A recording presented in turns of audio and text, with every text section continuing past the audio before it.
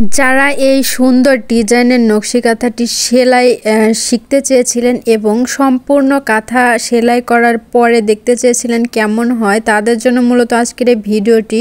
আর আজকের এই ভিডিওটি দেখার পরে আপনারাও ইনশাল্লাহ এরকম সুন্দর ডিজাইনের নকশি কাঁথা একদম সহজভাবে কিন্তু সেলাই করতে পারবেন।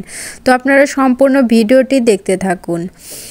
তো স্ক্রিনে দেখতে পাচ্ছেন আমি কিন্তু খুবই সহজভাবে আপনাদের মাঝে আমি সেলাই দেখানোর চেষ্টা করলাম, একদমই কাছ থেকে এবং একদমই প্রথম থেকে কিন্তু আমি সেলাইটা দেখানোর চেষ্টা করছি। তো আপনারা কিন্তু অবশ্যই সম্পূর্ণ ভিডিওটি মনোযোগ সহকারে স্কিপ না করে দেখতে থাকুন।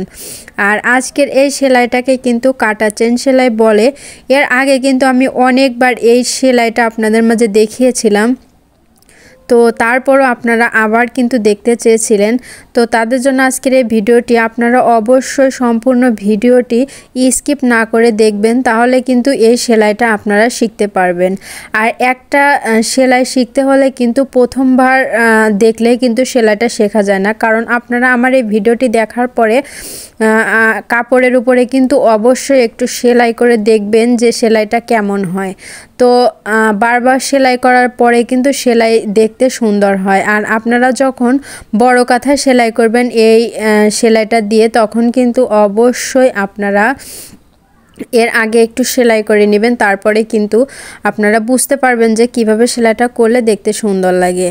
তো প্রথম অবস্থায় কিন্তু আমরা যে কোনো মানুষের সেলাই করতে গেলে কিন্তু একটু অন্যরকম হয়তো লাগতে পারে, এজন্য কিন্তু ফেলে রাখা যাবে না। তো আপনারা অবশ্যই এই সেলাইটা দেখার পর একবার হলেও সেলাই করবেন, তাহলে কিন্তু এই সেলাইটা আপনারা সেলাই করতে পারবেন। তো প্র্যাকটিক্যালি নিজেই কিন্তু সবসময় সেলাই করার চেষ্টা করবেন, তাহলে কিন্তু আপনারা সেলাই করতে পারবেন। আর আমি আপনাদের মাঝে একদমই সহজভাবে কিন্তু দেখানোর চেষ্টা করছি, যতটা সম্ভব সহজ করার ততটাই কিন্তু আমি দেখানোর চেষ্টা করছি। তো অবশ্যই আপনারা দেখবেন এবং সেলাইটা করবেন। আর অনেক আপুরা আমার কাছে বলেছিলেন যে এই কাঁথা সেলাই করতে নাকি অনেক টাইম লাগে। আসলে কোনো কিছু সেলাই করতে গেলে কিন্তু অবশ্যই ধৈর্য সহকারে সেলাই করতে হয়। আর যদি এতটুকু টাইম লাগতো, মানুষের যদি ধৈর্য না থাকতো, তাহলে এই সুন্দর ডিজাইনের নকশি কাঁথাটা কিন্তু সেলাই করতে পারতো না। তো ধৈর্য ধারণ করেই কিন্তু নকশি কাঁথা সবসময় সেলাই করতে হয়। হাত দিলে যে সেলাই হয়ে যাবে তা কিন্তু এটার কোনো একদমই মানে হয় না। তো যাই হোক, অনেক কথাই বলে ফেললাম আপনাদের মাঝে সেলাই দেখাতে দেখাতে। তো আজকের এই কাঁথাটি কিন্তু অনেক সুন্দর একটি কাঁথা।